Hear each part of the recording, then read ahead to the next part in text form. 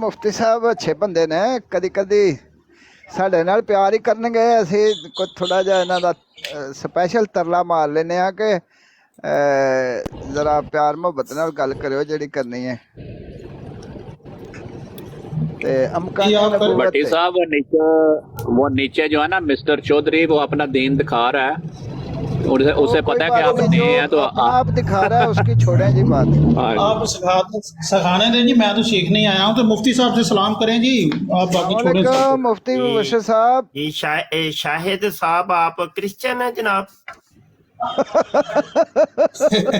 नहीं मुझे मुफ्ती मुबशर साहब, आप यहूदी हैं, आप यहूदी हैं तो फिर लाजमी बात है आपको ऊपर तो लेना है ना, आपसे पूछना है कि आप यहूदी कैसे हुए। मैंने एक छोटा सा मसला दरियाफ्त करना था बस, तो अगर आप ऐसे ना करें जी, और कोई दोस्त ना बोले जी। अब अगर इजाजत हो तो मैं वो मसला यहाँ पे रख दूं। नहीं मसला अपने नहीं रखना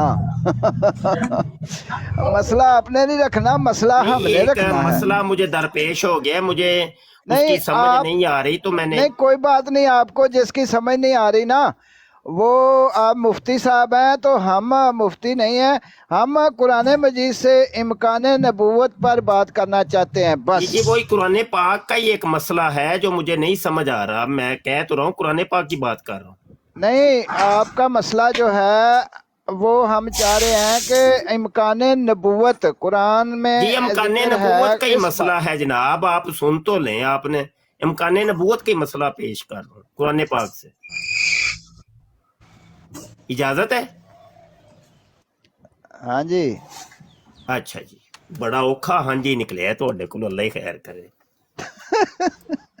अच्छा, ये पूछना ये था कि इम्कान नबूवत के बारे में मिर्जा साहब ने रूहानी खजाइन जिल्द 19 सफा 50 के ऊपर बस बस बस लिखा है कि जनाब अपना शाह साहब, मिर्जा साहब की किताब का सुन के खुशी पै गई। तो गल ते कुरान दी हो रही है, ते मिर्जा साहब तो विच ना ले के कुरान दी रखो।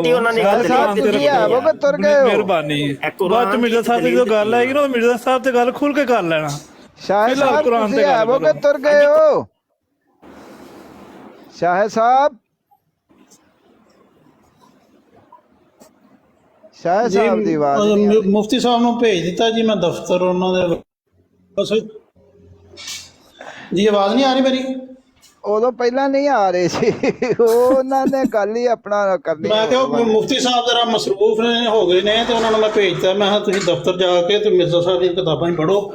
ਉਹਨਾਂ ਨੇ ਸਵਾਏ ਮਿਰਜ਼ਾ ਸਾਹਿਬ ਦੀ ਕਿਤਾਬਾਂ ਦੀ ਨਿਸ਼ਾਨੀਆਂ ਤੋਂ ਮੈਂ ਬੜਾ ਸੁਣਿਆ ਮੁਫਤੀ ਸਾਹਿਬ ਨੂੰ, ਉਹਨਾਂ ਨੂੰ ਹੋਰ ਕੋਈ ਨਹੀਂ। ਕੁਰਾਨ ਵਾਲੀ ਤੇ ਉਹਨਾਂ ਨੇ ਸ਼ਾਇਦ ਉੱਧਰ ਧਿਆਨ ਹੀ ਨਹੀਂ ਜਾਂਦਾ ਉਹਨਾਂ ਦਾ।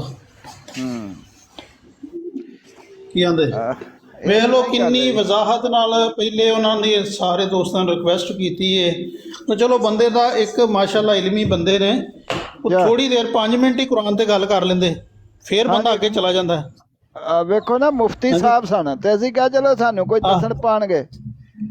ਹਾਂਜੀ, ਉਹਨਾਂ ਆਖਿਆ ਜੀ ਮਿਰਜ਼ਾ ਸਾਹਿਬ ਦੀ ਕਿਤਾਬ ਕੱਢੋ, ਤੇ ਉਹ ਮੈਂ ਨਿਸ਼ਾਨੀਆਂ ਲਾਈਆਂ ਨੇ।